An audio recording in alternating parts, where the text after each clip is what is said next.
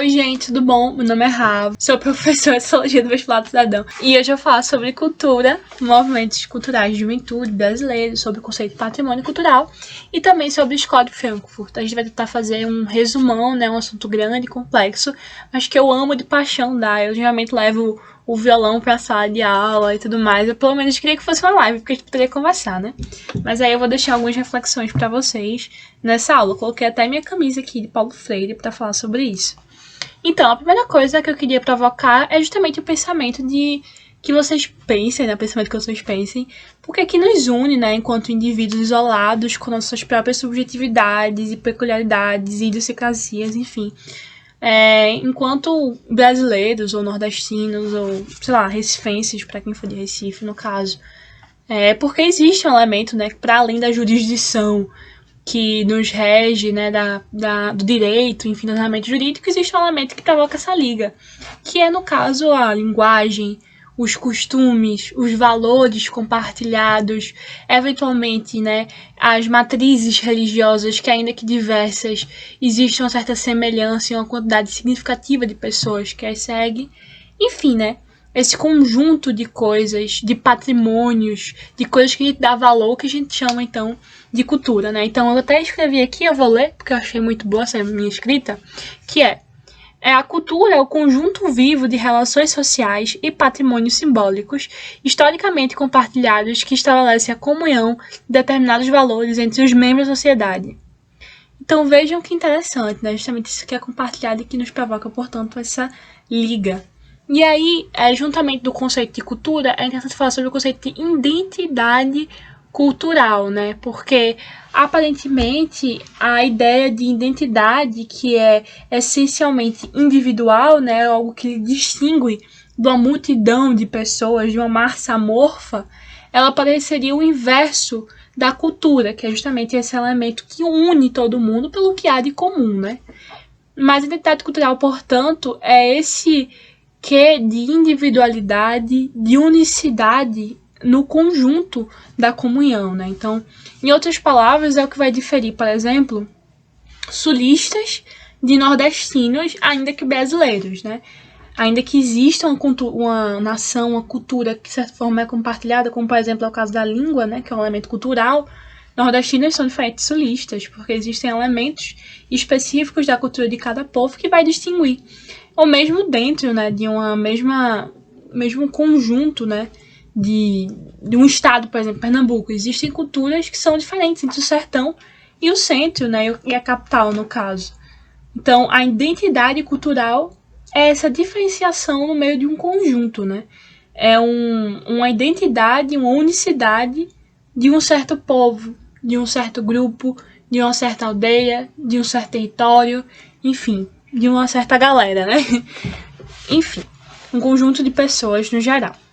E aí eu acho interessante falar, né, depois dessa explanação geral, que cultura também não é qualquer coisa, né? Então, sei lá, pegar 6 pessoas, 15 pessoas, que por acaso, sem um passado compartilhado, né, não gostam, sei lá, de ouvir música eletrônica, né, não é cultura, de fato. Isso não é suficiente para caracterizar uma cultura, porque existe a necessidade de ter alguns elementos caracterizadores da cultura. Então, o discurso, o poder e a hegemonia. Então, num grupo específico de pessoas, para ser cultural, tem que haver um discurso em comum, e eu não estou falando da linguagem especificamente, mas estou falando de uma narrativa que seja em comum, uma narrativa histórica, por exemplo.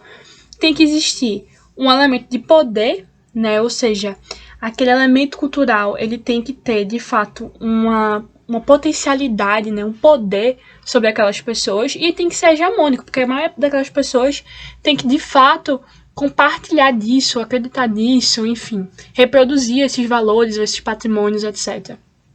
Então, para que exista cultura, é necessário ter um discurso, é necessário que seja poderosa, né, que tenha poder, e que também seja hegemônico naquele grupo de pessoas, né. Então, eventualmente, essa galera aí que gosta de eletrônica, se eles se juntam e tem, de fato, um passado, uma história compartilhada, vive numa comunidade com certos características que são compartilhadas e específicas daquele grupo, tudo bem. Isso pode vir a ser cultura, né? Mas só esse único elemento, que é gostar de música eletrônica, ele não é suficiente para realmente caracterizar enquanto uma cultura, né?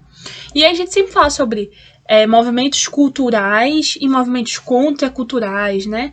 Porque seria justamente esse movimento contracultural. Não quer dizer que não é cultura, mas quer dizer que pode, de certa forma, destoar do que é vigente de uma perspectiva mais macro, né? Então, vamos dar como exemplo aqui que é muito comum, né? Existe no Brasil uma cultura machista, né? Uma cultura machista, de fato. Então, as mulheres são vistas como inferiores, né? Mulheres cis, mulheres trans, ainda mais. Isso é um discurso que é repetido, né? De diversas formas, ainda que não explicitamente, mas através de atos, de forma institucional, etc. Enfim, existe um poder que é imposto, né, perante as mulheres, no caso de submeterem, de certa forma, essa cultura machista, e é hegemônico, porque a maior parte de nós, todos nós, na realidade, ou somos machistas ou reproduzimos de alguma maneira esse machismo, né? Igualmente o racismo. O racismo é um elemento cultural, assim como o machismo, a LGBTfobia. Mas você pode ter movimentos contra-majoritários, como o movimento feminista, como o movimento LGBT, como os movimentos de negritude, enfim, de grupos indígenas que vão contra essa visão majoritária e que podem vir a ser chamados de contraculturais, né? A contracultura estadunidense, por exemplo, que foi muito expressiva no movimento hippie na década de 70, né? Porque existia uma cultura majoritária estadunidense de apego ao capitalismo, ao trabalho, que o movimento hippie, a partir da Guerra do Vietnã, ali na década de 70, 50, 70, 60, vai tentar ser contra, né? Contracultural, contra-majoritário. E aí existem alguns movimentos culturais brasileiros que são muito expressivos nesse sentido, né? E aí não vai caber especificar cada um, mas eu posso falar sobre a Bossa Nova também, né? A Jovem Guarda, o tropicalismo, que é muito interessante, a canção de protesto, que foram movimentos que acumularam, né, diversos elementos musicais, estéticos, de moda, de comportamento, principalmente de juventude mesmo, que existiram, por exemplo, no Brasil, né? O hip hop também, que tem aí o rap, né? A dança de rua, o breakdance, né, e o grafite também é muito interessante, já vai surgindo na década de 90 e tudo mais. E ainda que vá se popularizar, inclusive entre as classes mais abastadas, já nos anos 2000, a gente tá vivendo isso agora, né? Você tem uma nova onda de rap aí, que não é mais aquele rap tradicional de periferia, estilo Racionais ou Sabotagem, né? Você tem uma nova onda de rap aí que não canta necessariamente sobre as questões sociais, econômicas da periferia, enfim. Igualmente o funk, né? O funk, ele vai surgir na periferia, né? Com proibidão e tudo mais. E hoje em dia o funk, meu Deus do céu, é super difundido. E aí cabe também outra reflexão, que é sobre a apropriação cultural, né? Que é justamente a ideia de que um determinado grupo que não participou dessa construção daquele gênero cultural, não participou da história compartilhada entre aqueles indivíduos pertencentes a essa cultura originária e que de alguma forma adota tais elementos sem necessariamente ter consciência sobre isso, né? Isso gera muitos prejuízos, porque de certa forma deturpa a intenção originária que existia naquela cultura, né? Deturpa e muitas vezes é majoritariamente utilizado para lucrar em cima disso, né? Existem várias opiniões sobre o tema, pessoas que alegam que a apropriação cultural não existe, tendo em vista que basicamente tudo é apropriação cultural. Então a maconha mesmo, que muitas pessoas fumam, não é legalizada, né? Mas muitas pessoas fumam, e é uma prática altamente comum. Ela é utilizada em alguns grupos hindus, por exemplo, como elemento ritualístico. Ela é utilizada e ainda é utilizada por alguns grupos indígenas americanos, brasileiros no caso também, mas americanos no total, porque é da América do Sul e América do Norte. Também com elemento ritualístico, e para alguns povos é sagrada. E as pessoas utilizam de forma extremamente irresponsável, nesse sentido de não estar com aquela liturgia, aquele sentimento religioso, mas que acontece, né? Bom, mas enfim, isso é uma discussão extremamente ampla, existem muitas opiniões sobre isso, né? É uma questão que, principalmente o movimento da negritude, pauta o movimento indígena brasileiro também, né? Porque, por exemplo, a questão do cocá, né? Que é responsável, que é o cocá é um elemento de resistência do povo indígena, que é praticada, que é construída tradicionalmente, que as pessoas utilizam no carnaval, por exemplo, sem dar nenhum valor à história daquele povo, né? É realmente uma irresponsabilidade nesse sentido. Mas, enfim, isso é uma outra questão, mas eu só queria jogar aí pro debate, né? Que geralmente sempre tem esse debate salarial sobre apropriação cultural. Existe, não existe? É bom, é ruim? A apropriação cultural, ela é ruim porque ela deturpa a ideia originária e muitas vezes coloca os povos originários de lado, mas ela é boa também porque ela difunde aquela ideia, enfim. Tem muitos debates aí para serem feitos, né? Eu vou deixar para vocês esses debates.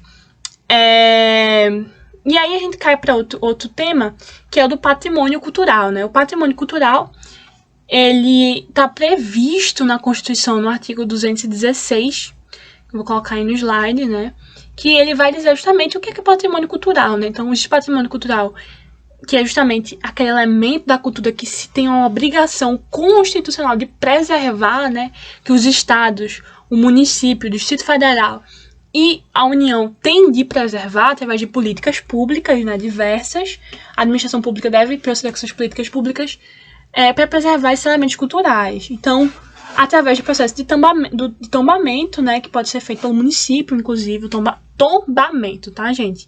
É importante falar, não é uma coisa ruim, é uma coisa positiva. Significa tornar alguma coisa patrimônio cultural.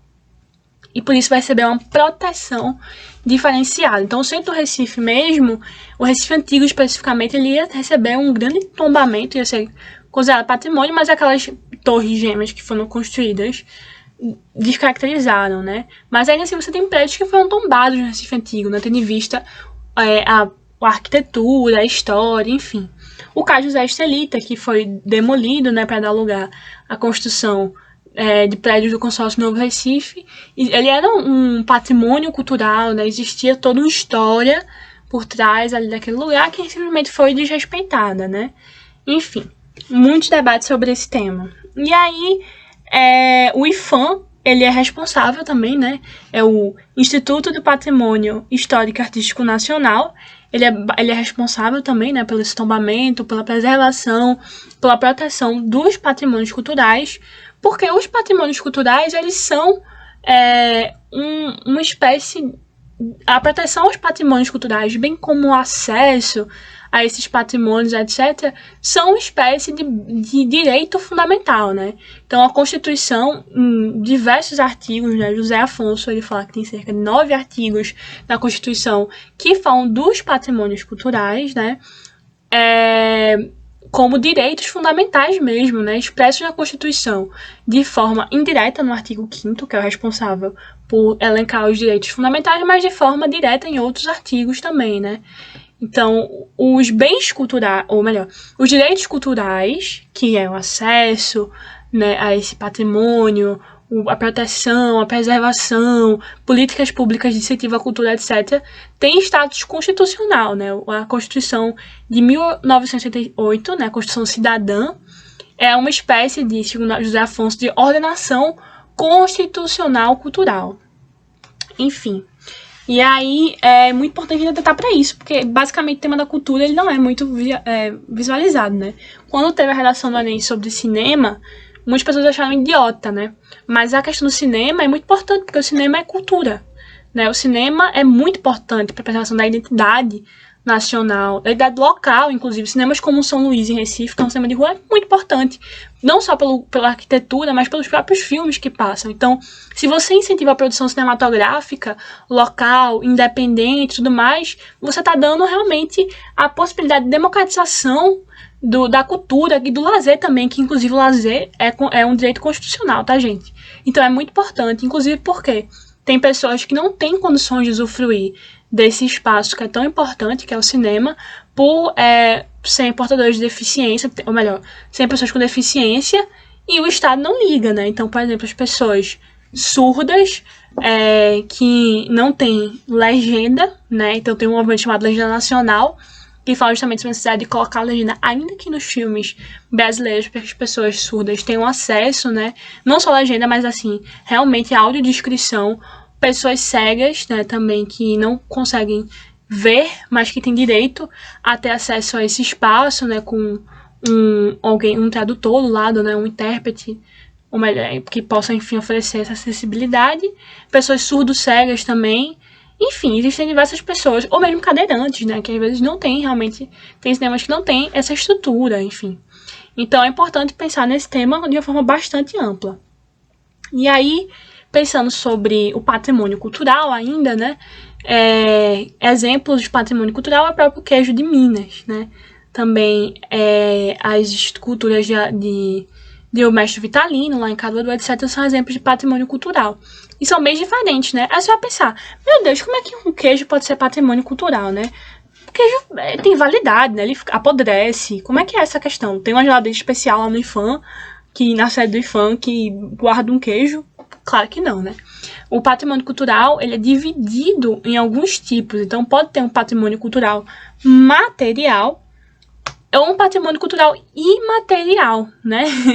E no caso do queijo de Minas, ele é um patrimônio cultural imaterial, né? Porque o que se protege na realidade não é o queijo individualizado, a unidade de queijo, mas o modo de fazer o queijo, que é muito específico. A Feira de Caruaru também é patrimônio imaterial. E aí você pensa, gente, mas existe um lugar lá em Caruaru que tem a feira e tal? Tá, mas ela muda ao longo dos anos, né? A prefeitura, há um pouco tempo atrás, ela mudou lá o jeito de fazer a feira, enfim, as barraquinhas e tal. O que se preserva no caso é a tradição de estar sempre fazendo a feira, né? De ter aquelas pessoas, de ter os feirantes, etc. É o modo como ocorre, né? É o valor que tem naquilo ali, né? Bem como, no caso, o queijo de Minas. São esses exemplos aí que são muito interessantes.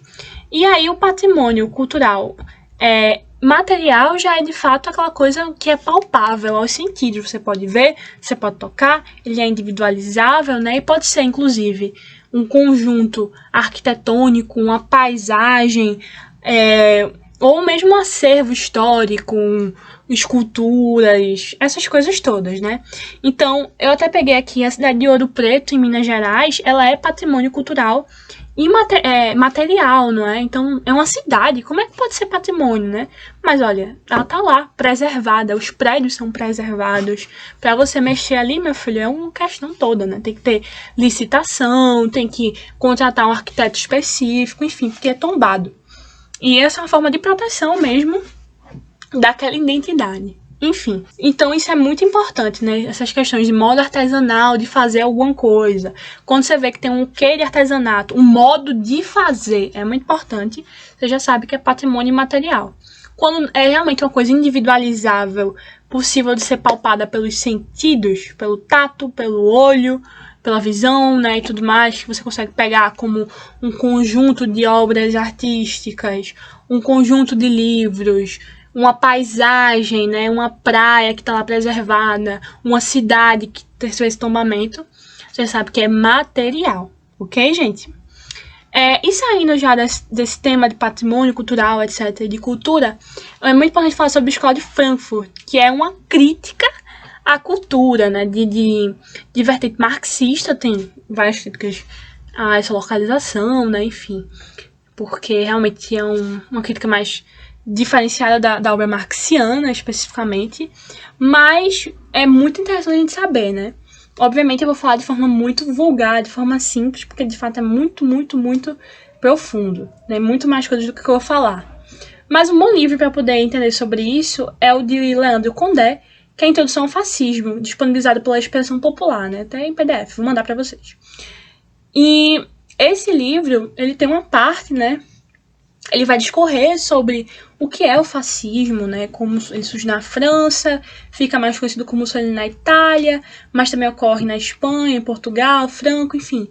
Você vai ter também o nazismo, que foi muito conhecido, e esse grande contexto de ascensões de regimes totalitários, de cunho fascista, inclusive no Brasil a gente vai ter esse movimento através do integralismo de Plínio Salgado, você vai ter a ascensão no campo da cultura de críticas a esses movimentos pela Escola de Frankfurt, na Alemanha, né? Frankfurt é um lugar na Alemanha, né? Também é uma universidade e tudo mais. Então esse é o contexto social em que surge essa crítica, porque vai ser uma crítica o modo de produção da cultura existente nesses regimes totalitários e uma crítica à razão instrumental que esses regimes fascistas dispunham. Então, a razão instrumental, diferente da razão crítica, é a razão que ela é utilizada de uma forma vulgar para alcançar um determinado fim, certo? E aí vai se chegar os críticos da escola de Frankfurt, que são principalmente Adorno e Horkheimer, vão escrever a dialética do esclarecimento, né, que é justamente essa crítica cultural, a crítica à razão, a filosofia fascista, etc.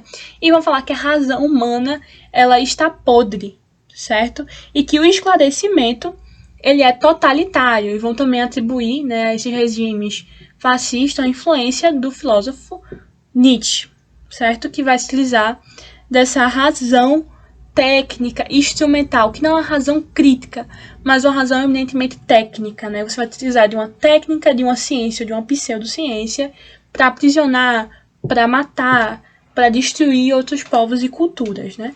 E essa crítica, no caso, à cultura no geral, não somente fascista, mas ao modo de produção que existia na época, que existe no capitalismo, vai ser chamada indústria cultural, certo? A crítica à indústria cultural é a ideia de que não existe uma arte livre, original, enfim, que existe na realidade um modo de produção mecânico e massificado da cultura, né? E é uma crítica que é bastante atual, né? Se você vai ver, sei lá, as músicas do Wesley Safadão, Sertanejo Universitário, tudo sobre o mesmo tema, assim, a sonoridade repetida. Não quer dizer que a gente não goste, eu mesmo amo a Ilha Mendonça e o Wesley Safadão, adoro.